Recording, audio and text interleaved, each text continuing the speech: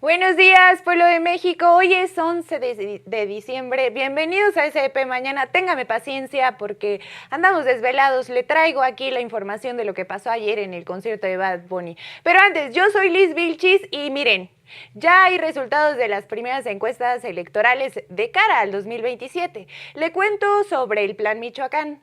Se enturbian las elecciones en Honduras. Todavía no hay ganador.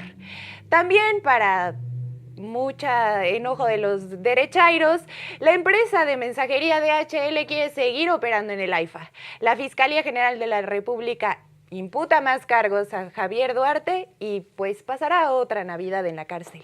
El PAN le inventa un puesto a Francisco García Cabeza de Vaca y busca protegerlo. La revista Time nombró artista del año 2025 a Leonardo DiCaprio y le digo que le cuento todos los detalles de cómo estuvo el concierto de Bad Bunny. No se vayan, que comenzamos.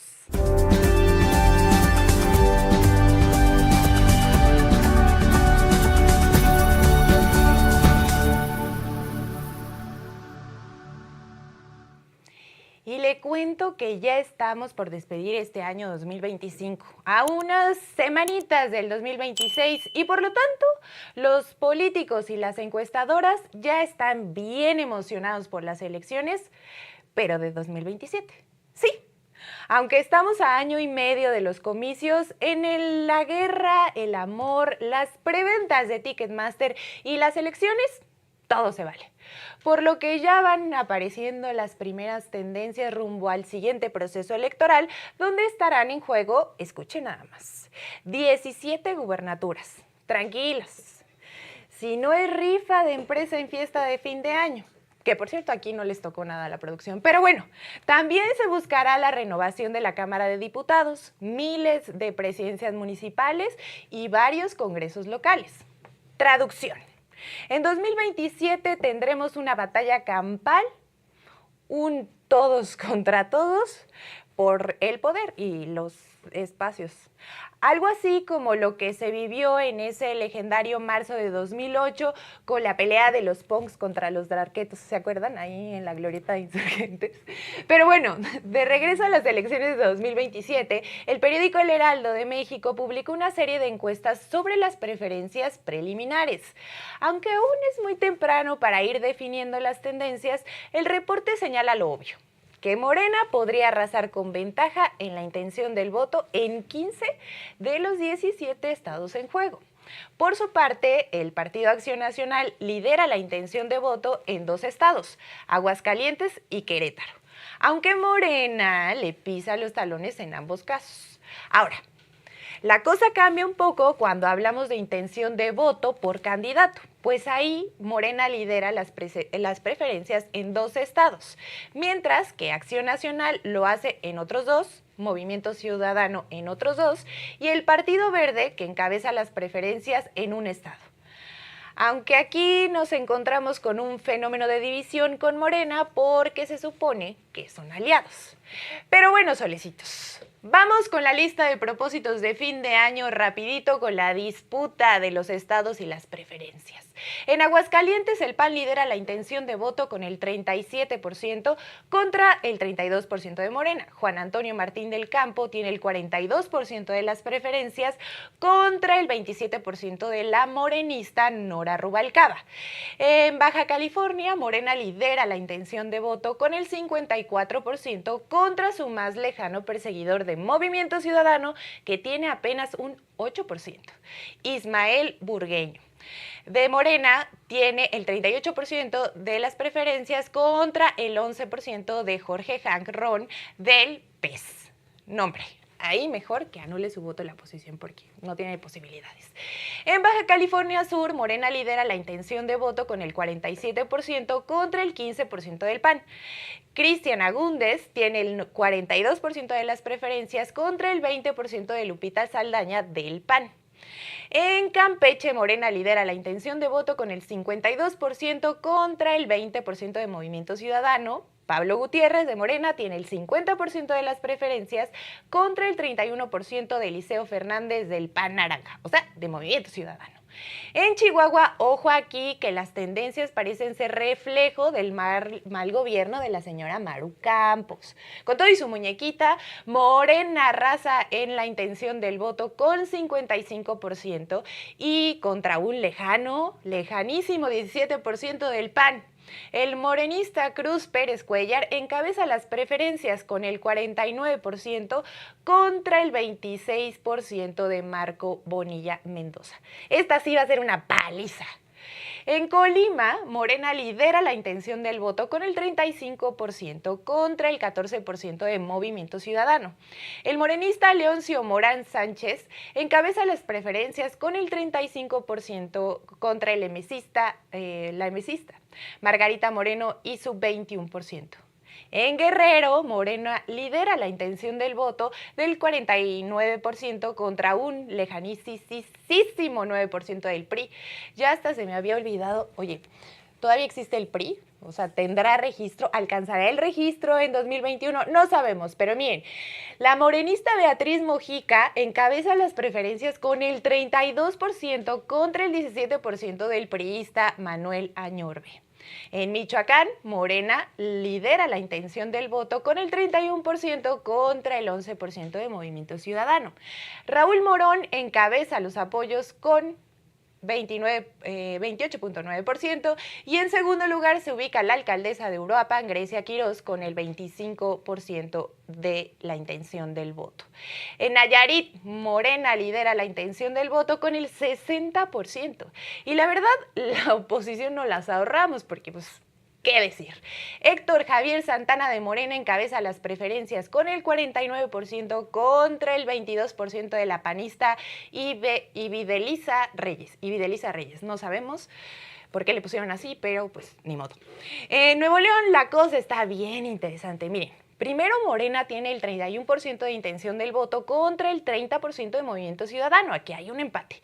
Pero en las preferencias por candidatos, Luis Donaldo Colosio se lleva el 37% contra el 30% de Adrián de la Garza y el PRI. Mientras que la posible candidata de Morena, Clara Luz Flores, aparece hasta el tercer lugar con 22% de los apoyos.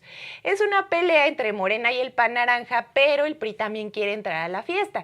Y atención, que por más que ande de porrista de su esposo, la Marianis no aparece como candidata de MC. En Querétaro, el PAN lidera la intención de voto con el 35% de intención de voto contra el 27% de Morena. El panista Felifer Macías, aquí el señor que golpea artesanos y es un represor, lamentablemente tiene el 38% de las preferencias contra el 22% del morenista Santiago Nieto.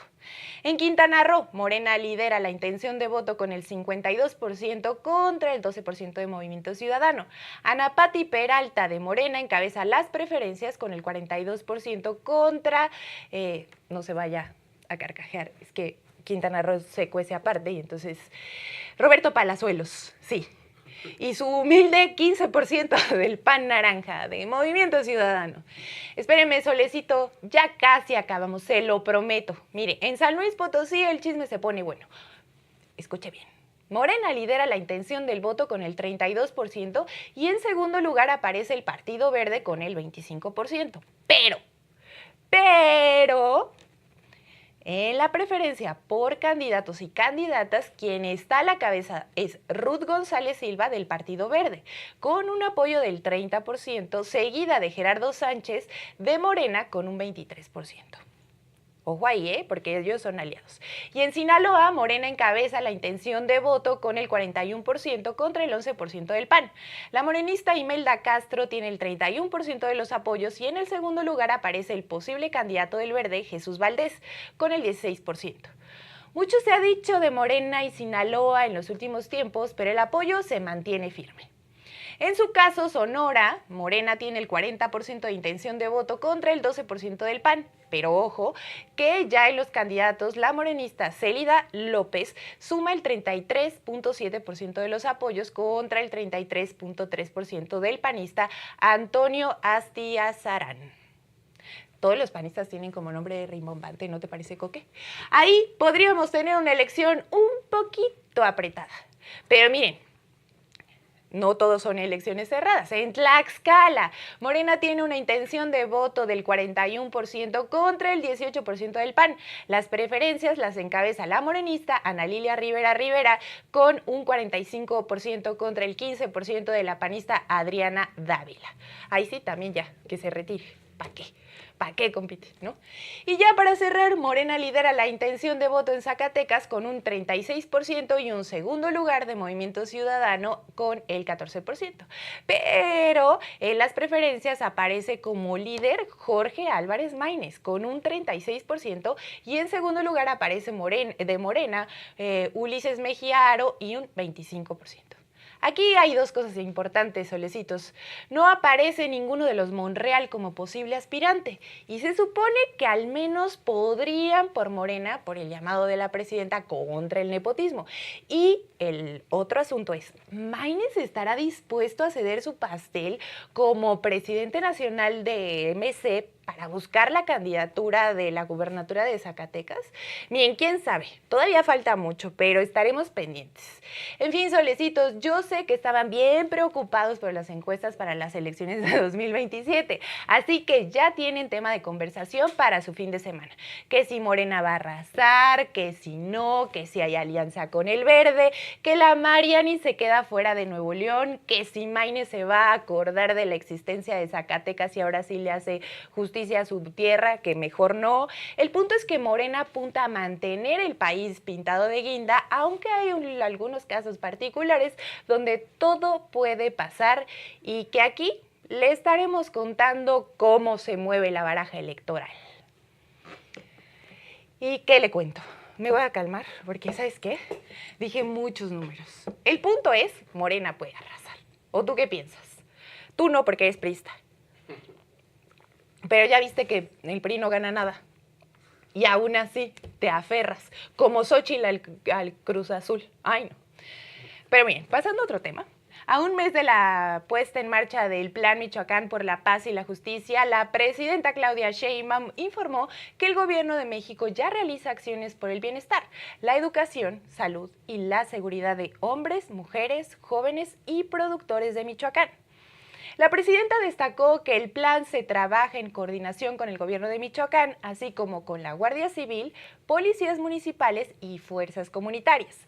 Además, se aplican cuestionarios en visitas de casa por casa para identificar necesidades y verificar el avance de los compromisos. El secretario técnico del gabinete, Carlos Torres Rosas, presentó un calendario consolidado de actividades realizadas desde el pasado 17 de noviembre hasta el momento. Se han llevado a cabo más de 100 tareas que involucran a todas las dependencias federales.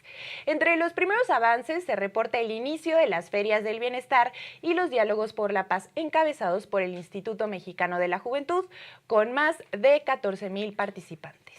También comenzaron visitas domiciliarias y reuniones informativas en universidades para promover la beca Gertrudis Bocanegra, además de la atención directa en la comunidad de Ostula tras los hechos de violencia recientes, usted se acordará.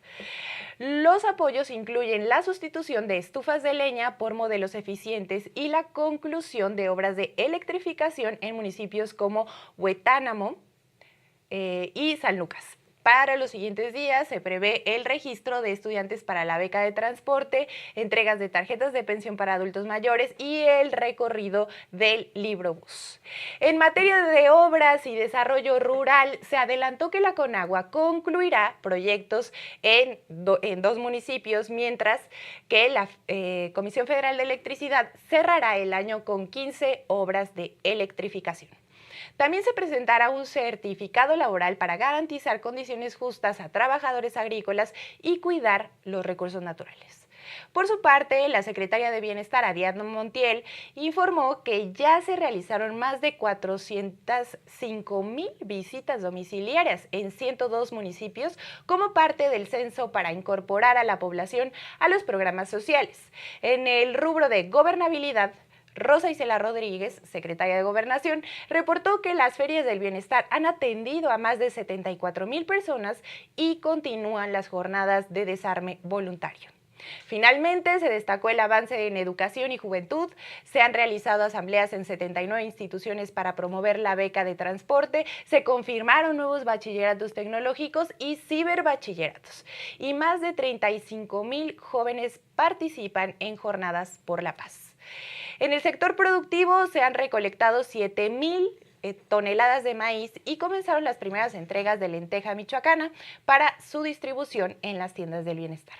Mire, ahí la lleva Michoacán, poco a poquito. Y vemos que el gobierno federal está realizando un esfuerzo importante por mantenerse presente y no dejar el destino de las y los michoacanos en manos de un gobernador como Alfredo Ramírez Bedoya, porque ahí sí, al gobierno estatal ni cómo ayudarlo. La presidenta Sheinbaum no va a soltar Michoacán hasta que veamos un avance significativo en seguridad, estabilidad y desarrollo. Así que hay que irnos acostumbrando a saber de ese bello estado de manera constante, aunque esperamos que ahora sí, por buenas noticias. Fíjese que ahora voy a cambiar de latitud, me voy a ir a las elecciones de Honduras. Esta es la parte 2 de las elecciones en Honduras. Fíjese que le tengo la actualización donde todavía no hay un resultado oficial, pero sí un montón de acusaciones de fraude e injerencia de Donald Trump. Todo esto mientras al momento el conteo preliminar otorga una ventaja mínima al candidato conservador Narrias Fura, quien cuenta con el apoyo de Estados Unidos. Eso se lo conté en la parte 1. Si no lo ha visto, vaya a verlo. Hasta ahora, el Consejo Nacional Electoral mantiene que, con el 99.4% de las actas procesadas, Asfura suma el 40.52% de los votos, con una mínima ventaja sobre Salvador Narraya, candidato centrista del Partido Liberal, quien registra el 39.20%, o sea, cerradísimo. Pero el asunto está lejos del resultado oficial, porque lo que sería el INE hondureño anunció que revisará más de 2,773 actas con inconsistencias. Y ya sabe cómo es esto. Salvador Narraya acusó que se cayó el sistema del INE hondureño justo cuando estaba por registrarse actas a su favor. Pero bueno, le decía que el organismo electoral de Honduras atribuyó los retrasos y fallos a problemas técnicos. Esto lo hemos escuchado antes, Coque. ¿Qué son esos problemas técnicos? Fraude. Xiomara Castro, la presidenta de Honduras, entró al quite y miren, ella, que es una figura de izquierda, denunció públicamente la manipulación del proceso electoral y la injerencia de Trump en el proceso. Mentiras no está diciendo, ¿eh? Vamos a escuchar lo que dijo la presidenta de Honduras. Mi deber como presidente, como mujer que surgió de la resistencia, es defender la democracia, la unidad nacional y la voluntad soberana del pueblo. Ese es un mandato inquebrantable de nuestra Constitución. Por eso afirmo que estas elecciones, así como lo revelan los 26 audios presentados, están viciados de nulidad. Porque la democracia no existe sin justicia. El pueblo hondureño jamás debe aceptar elecciones marcadas por la injerencia y la manipulación y el chantaje. Kobe. En tanto, Rixi Moncada, candidata del Partido Libre, el mismo de la presidenta Xiomara, y quien quedó en un lejano tercer lugar, fue más allá, pues pidió anular las elecciones por completo. Y es que Narrias Fura no disimula para nada que tiene el apoyo de Trump, pues dijo que juntos podrían trabajar contra los narcocomunistas, además de que pidió a Estados Unidos no tirar su dinero con un candidato equivocado. ¿Te acuerdas, Coque, que yo les dije que la doctrina Monroe estaba a todo lo que da? El asunto se puso más caliente cuando Trump hizo efectivo el indulto del expresidente hondureño Juan Orlando Hernández, quien cumplía una condena de 45 años en Estados Unidos por narcotráfico. Hernández gobernó bajo el mismo partido que hoy impulsa a Asfura. Narraya dijo, conmigo no, y pidió la revisión voto por voto en las actas donde no se aplicó el registro biométrico, aunque eso sí, por ahora no se va a llevar las protestas a la calle. Esto me trae flashbacks, pero luego le digo. Mientras tanto, Estados Unidos negó cualquier irregularidad. Ellos dijeron, ¿qué le pasó? Yo no fui. Todo bien. Un portavoz del Departamento de Estado declaró a la agencia AFP que para Washington los comicios fueron íntegros y que no hay evidencia creíble para que sean anulados. Sospechosísimo. Esta postura contrasta con las acusaciones de Castro, quien asegura que Trump amenazó al pueblo hondureño. El ambiente internacional también comienza a tensarse. Costa Rica, Ecuador, República Dominicana y Panamá emitieron un comunicado conjunto expresando preocupación por las denuncias y llamando a la misión de observación de la OEA a publicar un informe detallado que permita entender el estado real del proceso electoral.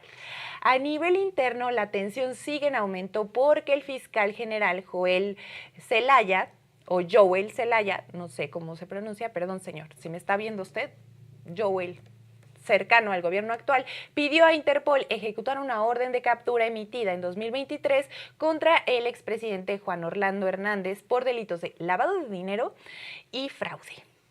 El INE hondureño tiene hasta el 30 de diciembre para proclamar oficialmente al vencedor, pero con más de 2,000 actas por revisar, acusaciones cruzadas de fraude, denuncias de manipulación tecnológica, señalamientos contra Estados Unidos y la sombra de un expresidente indultado en plena campaña, el proceso electoral hondureño avanza entre cuestionamientos que hoy eclipsan cualquier resultado preliminar.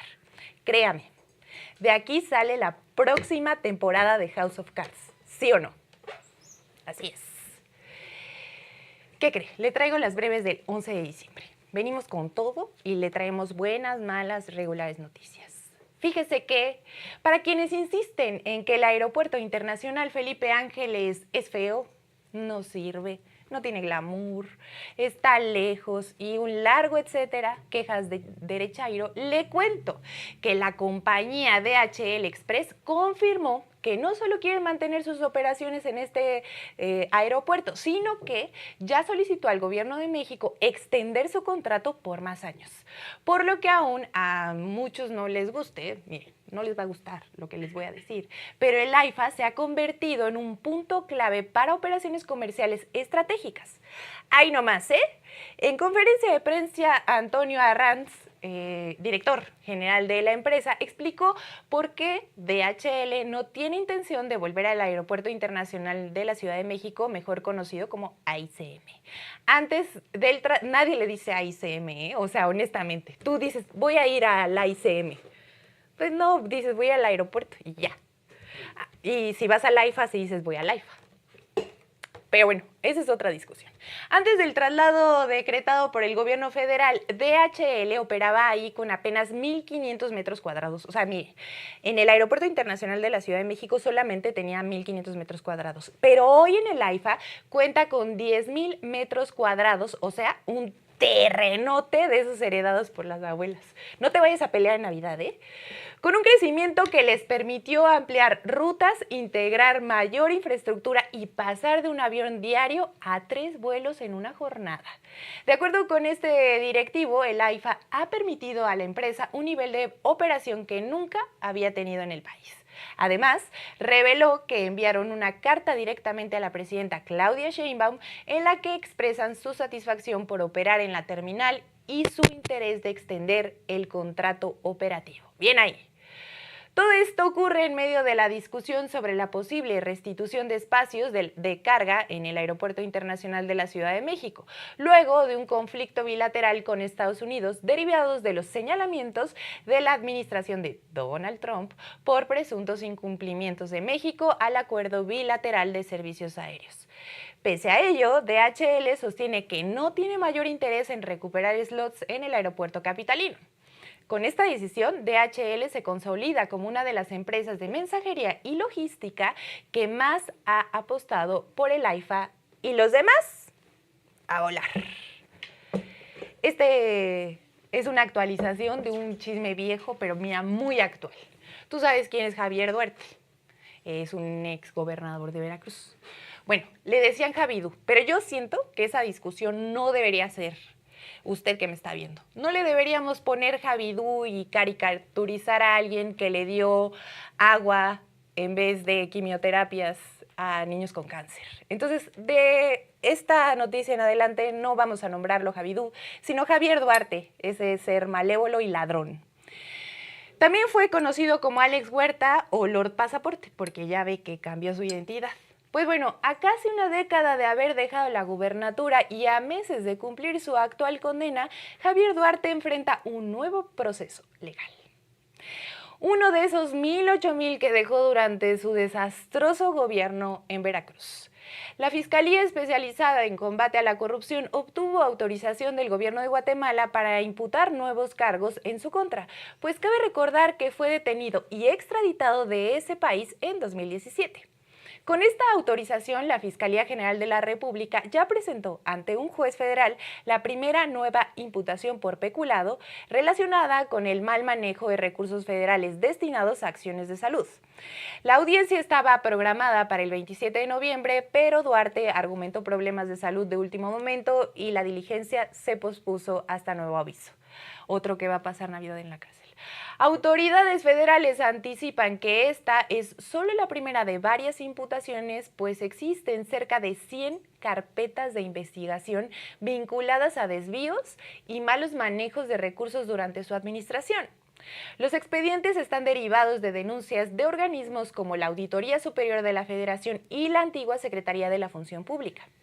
Yo se los traduzco solecitos y se los voy a repetir. Mire, el peor Duarte que ha tenido este país, bueno, hay varios Duartes malos, pero este tiene 8,000 casos pendientes con la justicia mexicana. Hasta ahora, Javier Duarte no había enfrentado cargos federales por corrupción. Su condena actual corresponde a delitos de asociación delictuosa y lavado de dinero, que no es menor, por los cuales se declaró culpable. El 21 de noviembre, una jueza negó concederle libertad anticipada al argumentar que aún existe un proceso abierto por desaparición forzada.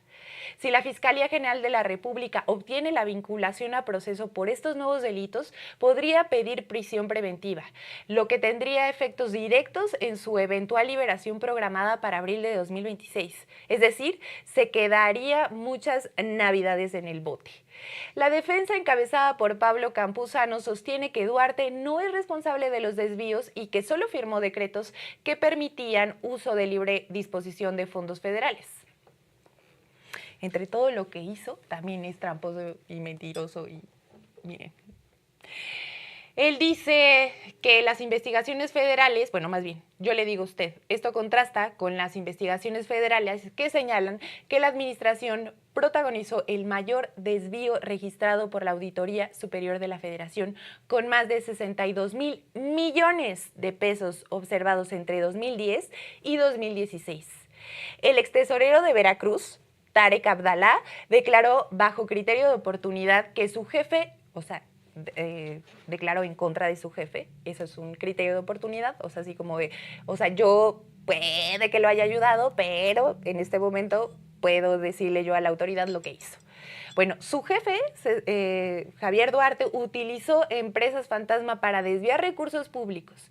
La ampliación de cargos representa un nuevo giro en uno de los casos de corrupción más emblemáticos del país.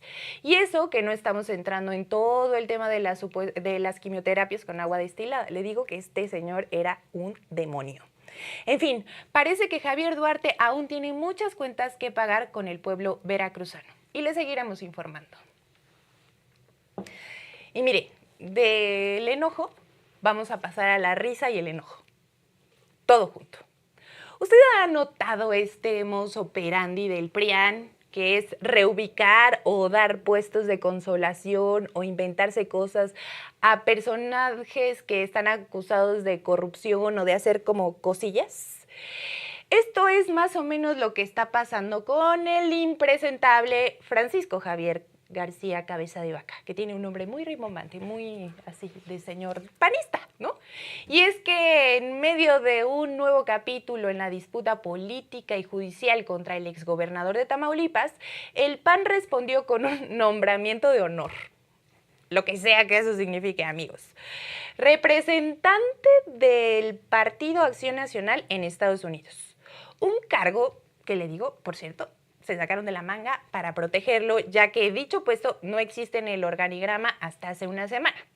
Pero déjeme contarle el meollo del asunto. Todo comenzó cuando el diputado morenista Humberto Prieto acudió a la fiscalía encabezada por Ernestina Godoy para presentar una denuncia penal por delincuencia organizada, extorsión y tráfico de hidrocarburos en contra de García Cabeza de Vaca.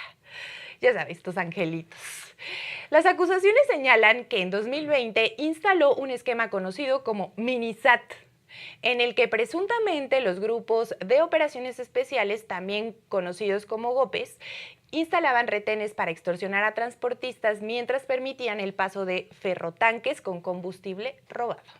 Por ello, la dirigencia estatal de Morena entregó a la Suprema Corte un paquete de 100,000 firmas ciudadanas para solicitar que la ministra Lenia Batres acelere la revisión del amparo que mantiene suspendida la orden de aprehensión emitida en 2022 contra Cabeza de Vaca. Los morenistas fueron recibidos por el ministro presidente Hugo Aguilar y más tarde por la propia Lenia Batres. En paralelo, el PAN anunció que Cabeza de Vaca sería su representante en Estados Unidos, un cargo que lo inventaron y se lo sacaron ahí de no sé dónde. Y miren, según analistas, busca darle protección política, no lo dudamos, la verdad. Desde el extranjero, el exgobernador volvió a salir con el chiste de que es un perseguido político. Pero bien, nada que ver. La metodología de los pillos es bien fácil. Yo se la voy a describir. Hacen su colchoncito y si los cachan en la movida, se declaran víctimas. Y luego que el gobierno los está persiguiendo y que es político y que no sé qué. Pero, en este caso, Cabeza de Vaca es bien compartido. Y se ve que le compartió de su guardadito a sus compañeritos del partido, otros que también gozan de una pésima reputación. Aquí los está viendo a todos estos angelitos reunidos en Estados Unidos. Pero volviendo a Cabeza de Vaca, las acusaciones en su contra datan desde que dejó su cargo como gobernador en 2022. En su momento, la Unidad de Inteligencia Financiera investigó la compra de propiedades en México y el extranjero y la Fiscalía General de la República solicitó una orden de captura que un juez frenó mediante un amparo, ya sabe. Hoy eso está en manos de la Suprema Corte. Morena acusó que en años anteriores existió protección de jueces y ministros, por lo que pidió a la Corte, a la nueva Corte, actuar con plena imparcialidad. Le cuento que la ahora representante del PAN en Estados Unidos vive en ese país desde hace unos años al estilo Ricardo Anaya, porque miren, igual que Ricardo Anaya, asegura que existe una mega conspiración en su contra si regresa a México. Aún así, en 2023 tuvo la audacia de buscar la candidatura presidencial del PRIAN y más tarde intentó sin éxito obtener una diputación para el famoso fuero. Le digo que son bien tramposos, nomás no quieren enfrentar la justicia. Bien dicen que el que nada debe, nada teme, y si este corrupto salió huyendo a Estados Unidos, no debe ser por andar ahí de inocente. Como era de esperarse, el PAN cerró filas y denunció el uso político de las instituciones, y la verdad es que ya chole. Aunque eso no explica, no tiene nada que ver con la Navidad ni los presuntos delitos del gobernador. Pero ni modo, que admitan su corrupción, que enfrenten la justicia. Ya veremos qué pasa con los nuevos nombramientos del PAN. Seguro en unos meses se inventan el de representante de Uzbekistán para Jorge Romero, de embajada honoraria en Cabo Verde para Maru Campos y todos los que sobren. Miren, le estaremos contando. Pero ¿saben qué? Uzbekistán es un buen destino turístico, siento yo. Ahí para Jorge Romero o hasta para Alessandra Rojo de la Vega. Pásale, Solecito, para acá, porque tengo que contarles dos cosas que me van a gustar mucho. Bueno, la primera no tanto, pero la segunda sí. ¿Me puedes decir, Solecito, cuál es la canción del día hoy? La canción del día sería Zafaera de Bad Bunny. ¡Ay, Zafaera de Bad Bunny! Es una de mis favoritas. Al ratito le cuento. Quiero empezar esto diciéndole, ¿usted sabe de esta teoría? Ya hay una teoría en el internet que dice que a Leonardo DiCaprio solo le gustan las chavas de 25 años y que cuando cumplen 26 las deja. Y miren, tiene así un molde de novia. 25 años, modelos de Victoria's Secret y otras cosas. Y ya cuando cumplen 26 dice, siento que ya estás muy vieja, bye. Aunque nuestro gordito de confianza ya tiene sus 50 y pico. Ay, mira, aquí está. Me lo pusieron muy guapo, ¿eh? No está así. Perdónenme, pero ya en estos momentos de la vida no es esta persona. Lo arreglaron un poquito. Pero bueno, le quería decir yo que este señor, Leonardo DiCaprio, fue nombrado el artista del año en 2025 por la revista Time. Este reconocimiento destaca su aclamada actuación en la película Una batalla tras otra, dirigida por Paul Thomas. Un papel que ha recibido elogios de la crítica y se perfila como un fuerte contendiente en la temporada de premios. A ver si ahora sí lo logra. Bueno, ya se ganó uno, pero a ver si se gana otro. De hecho, Una batalla tras otra encabeza las nominaciones de los Globos de Oro con 9 candidaturas, incluyendo una para Leonardo DiCaprio en la categoría de Mejor Actor. La revista Time describió a Leonardo DiCaprio como uno de los últimos verdaderos astros del cine y elogió su carrera marcada por la asunción de riesgos artísticos y la capacidad de elegir proyectos complejos y no convencionales, al menos en los años más recientes de su carrera. Y miren, eso la verdad es que sí es cierto. Leonardo DiCaprio pasó de ser el guapo de Hollywood a arriesgarse un poco más en su carrera y la verdad es que ha tenido un gran papel como actor. Eso no le quita que le gusten las niñas de 25. La publicación señala que el protagonista de Titanic es la envidia de muchos y que algunos de sus papeles exploran las diversas visiones de la masculinidad adulta.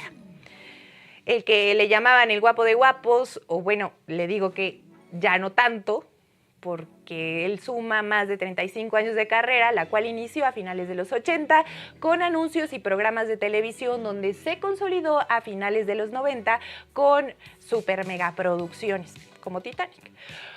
Como le digo, Una batalla tras otra, que se estrenó en cines el pasado mes de septiembre, ha tenido un gran éxito comercial al superar los $200 millones en taquilla.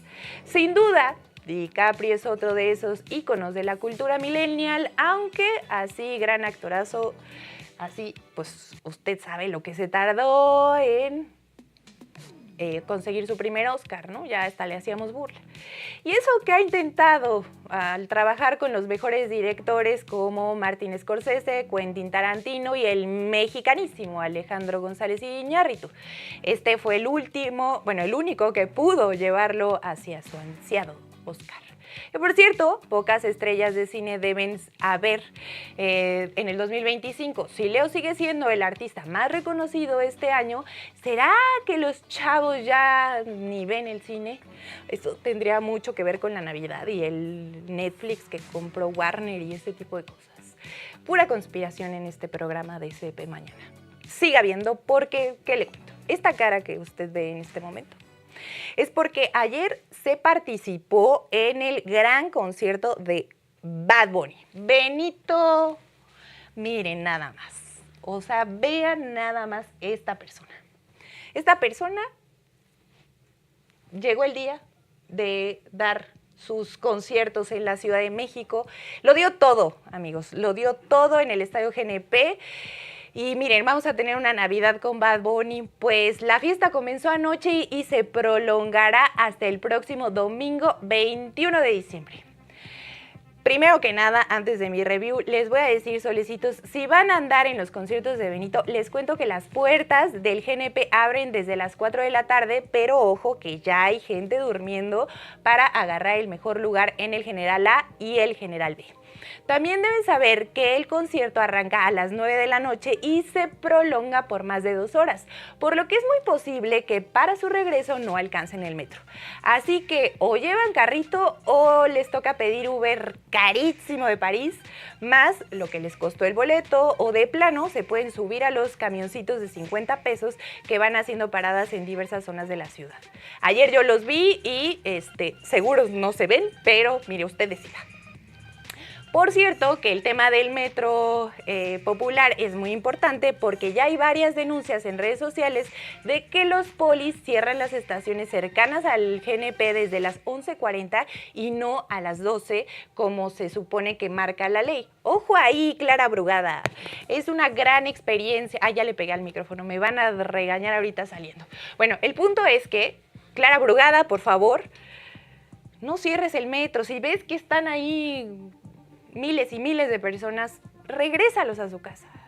Pero bueno, yo como la persona comprometida que soy con la causa, ayer me fui al primer concierto y miren, fue un gran show. Lo disfruté de principio a fin. La verdad es que Benito nos lo dio todo y se ve que ama México. Y miren, amor con amor se paga. Cantó casi todos los temas de su disco Debí tirar más fotos en el escenario principal con los músicos, bailarines, así traía un gran show con músicos, bailarines y así.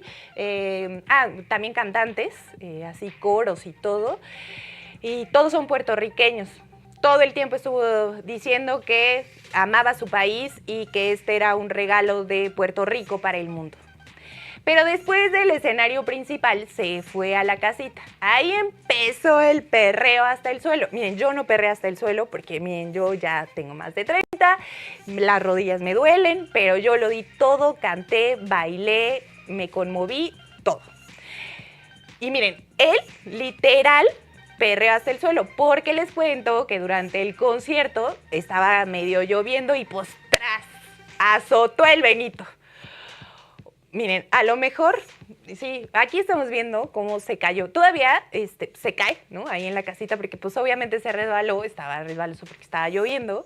Todavía se quedó ahí sentado como en shock, así como de, me caí, ¿no?